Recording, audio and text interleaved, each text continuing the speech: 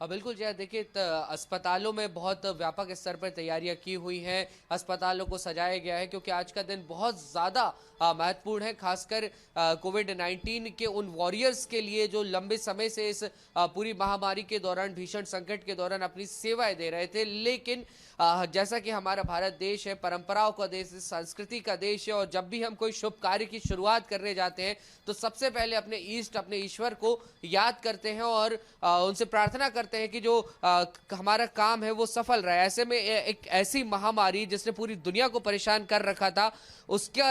आज से उपचार की, इलाज की जो पूरी तैयारी है वो पूरी हो चुकी है और आज से वैक्सीनेशन अभियान शुरू हो रहा है। तो वैक्सीनेशन अभियान सफल रहे, इसलिए भोपाल का जो मां संकट हारनी देवी मंदिर है, यहाँ पे हवन पूजन का दौर जारी है। आप देखेंगे यहाँ पे प्रतीकात्मक रूप से कोविड की वैक्सीन को रखा गया है और मां भगवती से जो भक्त हैं वो यहाँ पे प्रार्थना कर रहे हैं, हवन पूजन कर रहे हैं कि जो वैक्सीनेशन है पूरी तरह से सफल रहे। क्योंकि जया कहा जाता है कि दवा से ज्यादा दुआओं में असर होता है, और मां भगवती से आज ये यही प्रार्थना कर रहे हैं कि जो वैक्सीनेशन है वो सफल रहे, वैक्सीन को लेके जो भ्रम है वो कहीं ना कहीं दूर हो। आइए सीधे ये श्रद्धालुओं से ही हम बात करते हैं। आज से पंडित जी वैक्सीनेशन अभियान शुरू हो रहा है, माँ भगवती का आप हवन कर रहे हैं, क्या प्रार्थना है?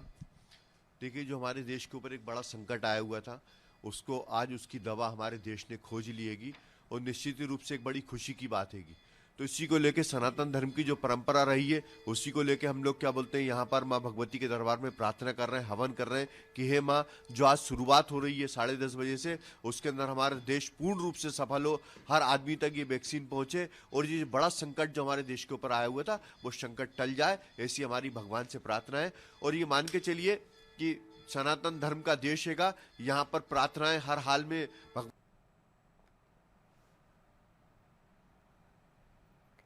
तो ये सीधी तस्वीरें आप देख रहे थे, क्योंकि परंपराओं का देश भारत को कहा जाता है और कोई भी शुभ काम करने से पहले भगवान की पूजा बेहद महत्वपूर्ण हमारे देश में मानी जाती है। क्योंकि लंबे समय से जूझ रहे थे कोरोना के चलते, और जब कोरोना था उस समय भी पूजा अर्चनाओं का दौर खत्म नहीं हुआ, तो आज जब ये शुभ घड़ी आई है तो कैसे भगवान को भूला जा सकता है। भोपाल की ये तस्वीरें आप देख रहे थे, जहां पर श्रद्धालु आज टीकाकरण की शुरुआत